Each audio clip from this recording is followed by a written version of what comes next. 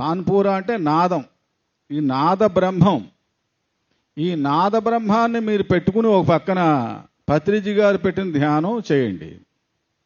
ఎంచేతంటే ఈ నాద బ్రహ్మానికి పరబ్రహ్మం దగ్గరికి చేర్చే శక్తి ఉంది. నారద మహర్షి పెద్ద పెద్ద యోగులు సిద్ధులు తిరుపతి మహాసభలో చెప్పాను, అంతమందికి అర్థం అయి ఉండకపోవచ్చు. అప్పుడు ఇది పెట్టుకోవడం వల్ల ఏంటంటే మీకు చాలా సున్నితంగా ధ్యానం చేయగలరు. అంటే మా అనుభవంలో 40 సంవత్సరాల ధ్యానం ఉన్నది. నా ఇల్లు కూడా పిరమిడ్డే కట్టుకున్నాను నేను.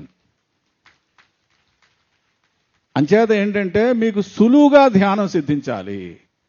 మనస్సు అటు ఇటు చెదరకూడదు, ఒక చోట నిదానంగా నిలబడాలి. అంటే దేనికి లొంగుతుంది అంటే ఈ నాదానికి లొంగుతుంది. ఈ నాదం పెట్టుకుని మీరు పక్కన పెట్టుకుని ధ్యానం చేయండి. చేసినట్టయితే మీ మనస్సు మీకు స్వాధీనం అవుతుంది. ముసలముండను బట్టి ముక్కు చెవులను కోసి కండ్లలోన 2 ముండ్లు గుచ్చి పాడునూతును తోసి పైన బండేరా విశ్వతాభిరా వినరవేమన్నారు. అది ముసలముండలాడిది. అక్కడ అది ఉంది, ఇక్కడ అది ఉంది. అటు పిల్లి సావతాడని పెసరట్లు వేశారు, ఒకటి మినక సావతాడు మినపట్లు వేశారు. ఏవో కబుర్లు చెప్తుంది. కబుర్లు చెప్పి ఏం చేస్తుంది, మనిషిని పెడదో పట్టించేస్తుంది. లేదా అనేక గ్రహాల కారణమై ఉండొచ్చు.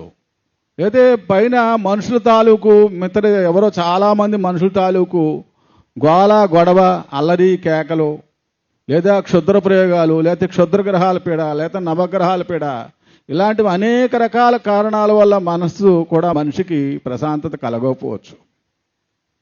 అనేక రకాల అంశాల మీద మానవ జీవితం ఆధారపడి ఉంటుంది. కాబట్టి కొన్ని విషయాలు మీరు సున్నితంగా కలగాలి అంటే ఇది పెట్టుకోండి, నాదం.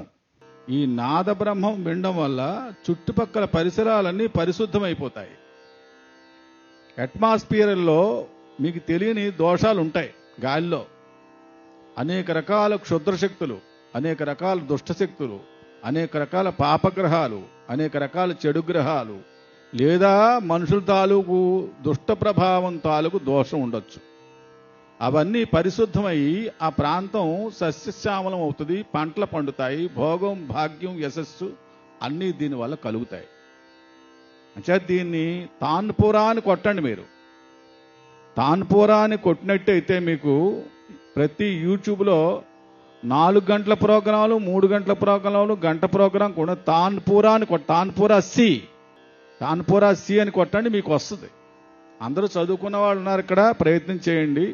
అది మంచిది, చాలా మంచిది. మీకు మనస్సు ఏకాగ్రత చెంది ధ్యానం మీద మనస్సు లగ్నమై తద్వారా మీకు ఎంతో లబ్ధి కలుగుతుంది. అది ధ్యానం గురించిన విషయం.